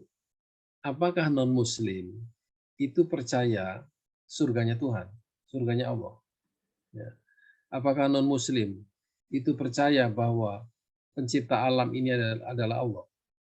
Nah, kalau dia tidak percaya, tiba-tiba Allah masukkan ke dalam surga. Ini kan justru tidak masuk akal.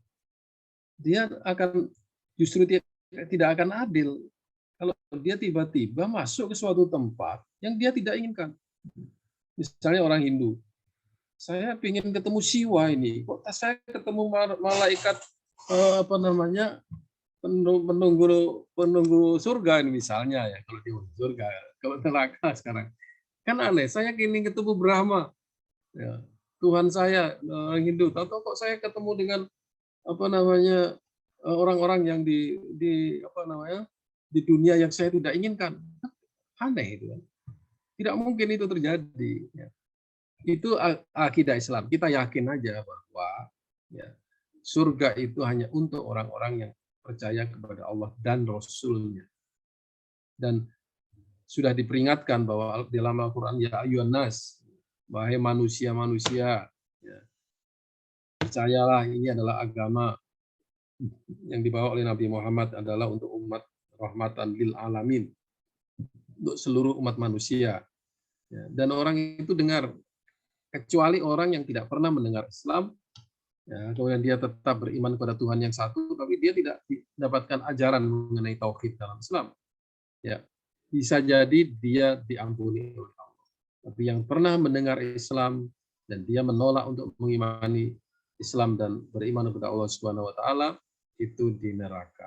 Ya, kalau Anda membela begitu Islam, kalau Anda mengatakan bahwa yang masuk surga hanya Islam dan orang lain tidak masuk Islam, berarti tidak adil Tuhan itu. Ini logikanya kan menjadi aneh gitu kan. Ya. Anehnya di mana? Ya, anehnya karena Tuhan itu adil. Tuhan akan adil itu kan meletakkan sesuatu pada tempat. Tuhan akan meletakkan umat manusia yang percaya kepada dirinya di tempat yang sesuai yang dijanjikan. Adil. Yang tidak percaya kepada dirinya, dia tidak ada di tempat itu, dia di tempat yang tidak dikehendaki, mungkin di neraka. Cukup adil sebenarnya itu. Nah, adilnya itu di mana ya? Oh, orang-orang non-Muslim sudah berbuat baik. Ya. Dia baik sama orang, kemudian menciptakan teknologi berguna untuk umat manusia. Ya, dia menciptakan untuk siapa? Nah, kalau dia menciptakan untuk manusia, tidak untuk Tuhan. Nah, Tuhan tidak perlu itu. Yang diperlukan Tuhan itu adalah seluruh perbuatan yang kita lakukan lillahi ta'ala, lillahi rabbil alamin. Mengenai Islamisasi. Ya, Anda kelihatannya masih baca-baca sedikit gitu ya, belum mendalam ya. Tadi sudah saya terangkan di atas, ya, Islamisasi itu adalah sebuah keharusan adanya ilmu sekuler karena adanya sekularisasi. Maka perlu Islamisasi. Ya, naturalisasi ini tidak bisa dikatakan sama dengan Islamisasi. Ya, dianggap naturalisasi itu disesuaikan dengan natur atau disebut dengan kulturalisasi. Ini sangat berbeda dengan Islamisasi. Nah, integrasi itu adalah proses yang menuju Islamisasi. Sebelum Anda melakukan Islamisasi, Anda melakukan integrasi dulu. Jadi ada dua konsep, Islam dan non-Islam, yang kira-kira bisa sesuai, dia bisa disatukan, diintegrasikan, tapi itu belum final. Sebagai contoh misalnya, di dalam ekonomi syariah orang mengintegrasikan sistem keuangan syariah dengan sistem perbankan. Ya. Integrasi. Jadi di situ ada bank syariah kan. Banknya itu bukan Islam. Itu sistem kapitalis. Tapi kemudian dimasukkan di situ sistem keuangan Islam. Itu belum selesai. Suatu saat harus muncul nanti sebuah sistem perbankan yang sesuai dengan syariat Islam. Itu baru Islamisasi. Yang ketiga mengenai agama dan politik nih Pak Tajudin ya. Kita ini berhadapan dengan masyarakat awam problemnya. Sementara politik ini adalah problem para pemimpin. Negara itu urusannya pemimpin. Orang awam tidak mengerti apa-apa. Anda mau bicara seperti apapun, yang penting dia bisa makan enak, tidur enak, ya sudah cukup orang awam. Nah, begitu politiknya tidak berpihak kepada rakyat, baru dia protes. Harga minyak naik, kemudian beras langka, kemudian makanan mahal, baru dia merasakan. Dia nggak ngerti ketika dia memilih itu, dia memilih siapa. Nah, di situ problem kita ini. Makanya bagaimana mengatasi ini? Yang mengatasinya adalah edukasi. Perlu edukasi politik yang seluas-luasnya. Bahwa politik dalam Islam adalah bagian daripada ibadah. Makanya banyak orang non-Muslim yang kebakaran jenggot ketika orang Islam mengatakan bahwa orang Islam dilarang memilih pemimpin yang non-Muslim. Ini harga mati nih. Nah, kalau itu dianggap kita radikal kemudian fundamentalis, ya nggak masalah, kita harus pertahankan itu. Nggak bisa. Bagaimana dengan orang-orang yang di negara-negara Barat itu? Ya mereka mengambil risiko hidup di bawah kekuasaan non-Muslim. Nah, sekarang yang kita negara Islam, ya, mayoritas berpenduduk Islam. Ya, mengapa kita tidak bisa memilih pemimpin yang Muslim? Di situ karena rekayasa politik. Wah, kita protes dong rekayasa politik. Di negara-negara yang mayoritas non-Islam, ya, mereka selalu mempunyai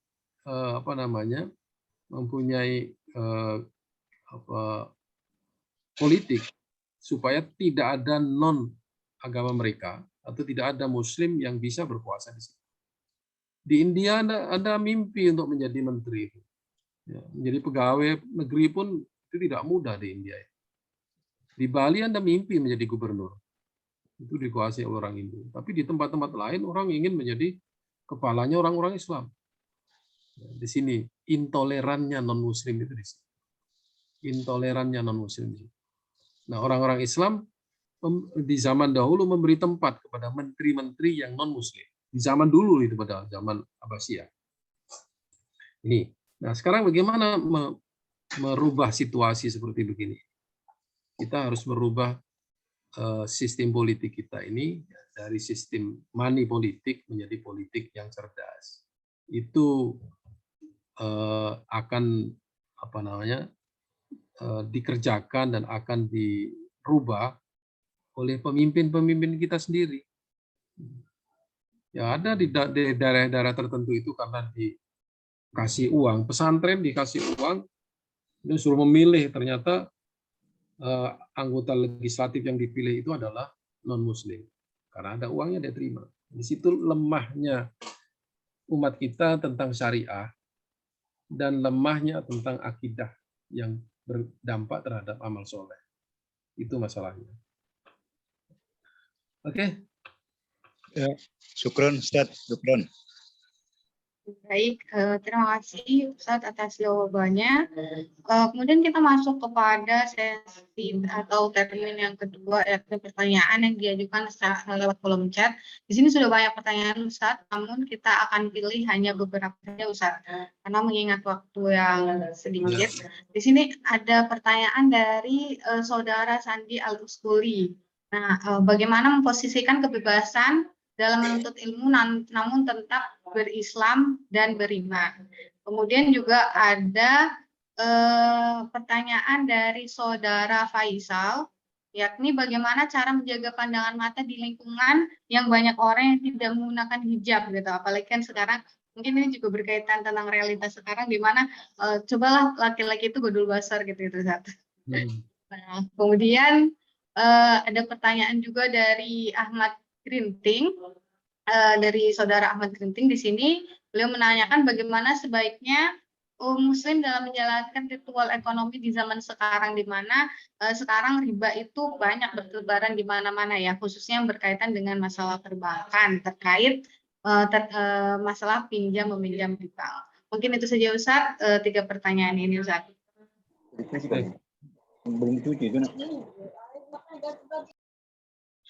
Mengenai kebebasan ya, kebebasan menuntut ilmu. Maksudnya kebebasan apa ini? Saya tidak tahu ya. Anda sebenarnya tidak mempunyai kebebasan. Orang bebas itu adalah orang yang bisa menjalankan potensi yang ada dalam dirinya. Sebagai Muslim ya, Anda harus mempunyai potensi berilmu dan beriman. Ya. Potensi ilmu itu adalah syariah. Ya, Anda ingin bebas seperti apa? Bebas memahami ilmu, mengarungi ilmu dan lain sebagainya. Oke, ya. Kalau Anda ingin mencari ilmu sedalam-dalamnya dalam peradaban Barat, ya, Anda bisa melakukan itu. Tetapi sebagai seorang Muslim, Anda harus tetap mempunyai worldview Islam. Ya. Bagaimana supaya tetap menjaga teologi iman Islam iman ihsan? Ya, Anda harus menguasai itu. Ya, Anda akan bisa melakukan kritik terhadap ilmu pengetahuan apapun di Barat itu. Kalau Anda mempunyai cara pandang Islam, ya, ilmu Anda benar, iman Anda benar, amal Anda benar. Ya, syariah Anda benar, akidah Anda benar, akhlak Anda benar. Makanya di sini berakhlak dengan ilmu atau berislam secara intelektual itu artinya Anda bisa berpikir secara rasional tetapi tetap mempertahankan keimanan. Ya, tidak kemudian begitu Anda rasional akhirnya memprotes keimanan. Nah, ini kesalahan Anda itu. Ya. Jadi kebebasan di dalam Islam itu terbatas oleh pandangan hidup Islam, yang itu sebenarnya tidak membatasi. Anda akan dikontrol oleh pandangan hidup Islam. Anda tidak bebas mengatakan bahwa Tuhan tidak ada. Anda tidak akan bebas mengatakan bahwa baik dan buruk itu tergantung kita, nggak usah ikut syariah. Anda nggak bisa bebas begitu. Ini makanya harus paham dulu worldview Islam itu baik buruk, salah benar seperti apa. Anda paham dengan sebenar-benarnya dan sebaik-baiknya. Ya, kalau nggak paham itu, Anda nggak bisa bebas. Ya. Jadi kebebasan di dalam Islam itu berbasis pengetahuan. Dan pengetahuan itu harus berbasis pada adab, pada akhlakul karimah. Yang kedua, bagaimana kita bisa menahan mata dari tempat di mana tidak ada hijab. Ya, namanya juga dunia ya, sekarang dunia ini luar biasa menggoda keimanan, merusak keimanan. Nah, tergantung bagaimana kita aja. Nah, kalau nih kita sudah menghindar, tapi kalau memang terpaksa Anda melihat aurat orang lain ya, itu Islam memberikan memberikan alat untuk menghapus itu, yaitu sholawatul khams. Jadi Allah memberikan kita alat untuk menghapuskan dosa mata itu dengan sholawatul khams. Jadi hadisnya adalah sholawatul khams wal jum'ah ilal jum'ah wa ramadan ila ramadan mukaffirat bisayyi'at. Jadi sholat 5 waktu itu maksudnya untuk menghapus itu. Kalau tidak terhapus dalam 1 minggu, dihapus dengan sholat Jumat. Kalau tidak terhapus dalam setiap minggu itu, ada Ramadan setiap tahun, itu mukaffirat bisayyi'at, setahun namanya. Itu aja memang. Dan kalau kita rumusan hadisnya, ittaqillah watbi'il sayyi'atal hasanata tamhuha. Ya. Bertakwalah kepada Allah, jaga mata, jaga telinga, jaga lisan dan sebagainya, dan ikutilah sayyi'ah itu, dosa-dosa kecil seperti tadi, dosa mata itu dengan perbuatan baik. Niscaya dosa itu akan dihapuskan dengan perbuatan baik itu. Yang terakhir mengenai perbankan syariah, perbankan syariah, perbankan lah ya. Memang ada yang mengatakan bahwa bank konvensional, kalau Anda menyimpan uang di bank konvensional itu bunga yang dikirim bulanan itu sebenarnya bukan yang at'afan mudha'afan. Ada yang mengatakan begitu, jadi tidak ada apa-apa. Justru kita di situ dizalimi oleh kapitalis. Ya. Ada yang mengatakan itu bunga. Nah, ini ikhtilaf. Ikhtilaf itu ya kalau salah ya Anda masih dapat pahala 1. Nah, yang ad'afan mudha'afan itu adalah yang kayak rentenir itu. Anda meminjamkan ya, 1 juta, nanti bulan depan dia menjadi tambah 250.000, selama sekian bulan menjadi 2 juta. Nah, itu ad'afan mudha'afan. Ada yang berpikir seperti begitu. Ya. Nah, ada yang kemudian mengharamkan itu, ya, seberapapun jumlahnya dia akan haram. Problemnya kadang-kadang begini, sistem perbankan syariah kita ini belum secanggih sistem perbankan konvensional dalam pengiriman, kemudian di dalam keamanan dan sebagainya. Ya, kemudian ada yang kemudian beristihad bahwa kita dalam situasi madorot ini kita menggunakan konsep konvensional karena memang kalau Anda mentransfer dana dari bank konvensional ke bank konvensional, dia langsung pada menit itu dia akan sampai gitu. Sementara kalau ke bank yang syariah itu perlu memakan berapa waktu begitu. Itu di antara kendalanya dan itu di antara alasan orang tidak menggunakan bank syariah. Baik, saya kira cukup. Baik, terima kasih Ustadz atas jawabannya yang luar biasa dan materinya. Mungkin sebelum ditutup untuk materi yang ketiga ini, Ustadz, kami mohon untuk memberikan sedikit closing statement, Ustadz. Ya, pertama sebagai orang yang awam dulu, yang merasa awam-awam ini. Pertama, Anda sebagai seorang Muslim semakin hari semakin tua. Ya. Jangan sekali-kali Anda melewatkan pemahaman Anda tentang syariah. Syariah itu bukan hukum yang detail-detail, bukan. Syariah itu adalah seluruh hukum yang berkaitan dengan amal Anda secara pribadi. Ya, janganlah Anda tidak paham sekian macam sholat yang harus Anda kerjakan. Ya, satu. Anda jangan sampai tidak paham apa yang namanya infak, sedekah, wakaf, zakat. Itu amalan. Jangan sampai Anda tidak paham bagaimana berhaji. Tidak paham bagaimana berpuasa dengan baik dan benar. Itu standarnya. Ya, satu itu. Yang kedua, ketika Anda beriman itu, Anda harus paham betul-betul beriman yang benar itu seperti apa. Saya beriman kepada Allah, tapi Anda pergi ke dukun. Saya beriman kepada Allah, tapi begitu ada masalah dengan teman, dengan calon, Anda kemudian frustrasi. Kemudian dari yang dulu sholat menjadi tidak sholat. Keimanan Anda belum kuat. Maka di situ perlu menguatkan syariah, menguatkan akidah. Dan ya, amal-amal di luar sholat, di luar zakat, haji dan sebagainya itu, ya pahalanya lebih besar.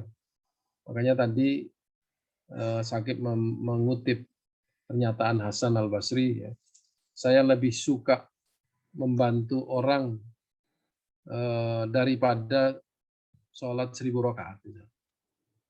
Kok bisa begitu? Ya iya, karena memang yang penting itu bukan sholatnya, tapi sudah sholat itu dia melakukan apa.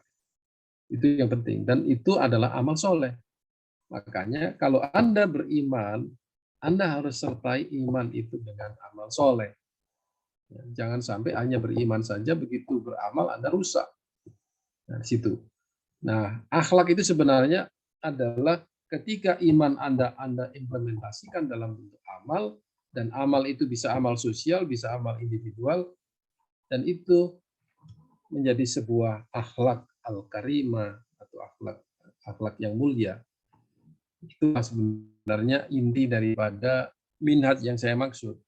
Jadi jangan sampai puas dengan syariah, puas dengan hafal Quran, puas dengan sholat tahajud, merasa cukup. Apalagi yang para agnia itu puas, kalau sudah umroh dia puas. Belum tentu umroh akan memperbaiki amal ibadah. Di sini syariah harus disertai akidah, akidah harus disertai dengan amal. Makanya cuplikan saya yang viral itu sampai 900.000 itu. Syariah saja tidak cukup. Maksud saya, ada sholat, puasa, zakat, haji tidak cukup. Dia harus disertai dengan akidah, dengan iman. Ya, iman saja tidak cukup, dia harus disertai dengan amal. Ya, iman dalam pengertian yakin dalam hati gitu ya, tidak cukup. Dia harus diimplementasikan dengan amal. Nah, beramal saja dengan amal-amal sosial tidak cukup. Yang menjadi penting lagi adalah Anda berpikir di atas itu adalah beramal dengan lisan, beramal dengan kaki, beramal dengan mata, beramal dengan pikiran. Ya. Anda berpikir yang benar, ya, itu akan bermanfaat untuk jutaan orang. Kalau Anda berpikir salah, Anda akan menyesatkan jutaan orang. Di sini tekanan saya tentang berislam secara ritual itu seperti itu. Orang-orang yang liberal menulis tulisan-tulisan itu dia tersebar ke seluruh penjuru Indonesia minimal ya. Kalau diterjemahkan apalagi dalam bahasa Inggris ke seluruh penjuru dunia, dan banyak orang sesat karena pernyataan itu. Itu tanggungan Anda itu. Nah, sebaliknya kalau Anda mempunyai sebuah pernyataan yang itu di-quote, diyakini orang, kemudian mencerahkan orang lain, disitulah Anda berislam dengan secara intelektual, dan itu pahala Anda sangat besar sekali karena akan memberi petunjuk kepada orang lain. Nah, disitulah inti daripada minhaj itu. Terima kasih. Baik, terima kasih Ustadz. Jadi jangan sampai puas dengan berislam hanya sebagai syariah ya, yang mana berislam itu harus disertai dengan akidah. Kami ucapkan sekali lagi terima kasih Ustadz Hamid atas segala materi yang luar biasa dan telah meluangkan waktu Ustadz untuk membersamai kami selama 3 pertemuan ini. Jazakumullah khairan Ustadz atas ilmu yang diberikan. Semoga Ustadz dan sekeluarga selalu dirahmati Allah. Baik para peserta sekalian, telah usai sesi materi dan diskusi kita pada sore hari ini. Agar majelis kita dan ilmu yang kita dapatkan diberkahi oleh Allah, kita berdoa terlebih dahulu yang akan dipimpin oleh Ustadz Ahmad Rizkon SPD. Waktu dan layar kami persilakan. Baik. Bismillahirrahmanirrahim. Mari kita berdoa bersama dengan harapan apa yang sudah kita kaji, kita pelajari bersama menjadi ilmu yang barokah dan manfaat. Bismillahirrahmanirrahim. Alhamdulillahirabbil alamin. Hamdan yafi ni'amahu yukafi mazidah. Ya Rabbana lakal hamdu kama yanbaghi li jalali 'azim sultanik. Allahumma shalli wa sallim ala sayyidina Muhammadin salatan tunjina biha min jami'il ahwali wal afat. Wa taqdi lana biha min jami'il hajat wa tutahhirna biha min jami'is sayiat wa tarfa'una biha indaka 'ala darajat wa tuballighna biha aqsal ghayat min jami'il khairati fil hayati wa ba'dal mamat. Allahumma inna nas'aluka min khairi ma sa'alaka minhu nabiyyuna Muhammadun sallallahu alaihi wasallam wa na'udzu bika min syarri ma sta'ataka minhu nabiyyuna Muhammadun sallallahu alaihi wasallam. Allahumma ja'alna wa auladana wa dhurriyyatana wa talamidana wa ahla qaryatina min ahli ilmi wa ahli khair wa tuqa wa la taj'alna wa iyyahum min ahli syarri wa dhair. Rabbana ighfir lana dhunubana wa israfana fi amrina wa tsabbit aqdamana wa ansurna 'alal qaumil kafirin. Rabbana dhalamna anfusana wa illam taghfir lana wa tarhamna lanakunanna minal khasirin. Rabbana la tuzigh qulubana ba'da idh hadaitana wa hab lana min ladunka rahmah innaka antal wahhab. Allahumma iftah 'alaina futuhal 'arifin. Allahumma iftah 'alaina futuhal 'arifin. Allahumma iftah 'alaina futuhal 'arifin. Allahumma iftah 'alaina futuhal 'arifin waj'alna khalisatan liwajhikal karim bi rahmatika ya arhamar rahimin. Rabbana atina fid dunya hasanah wa fil akhirati hasanah wa qina adzabannar. Wa sallallahu ala sayyidina Muhammad wa ala alihi wa sahbihi wasallam.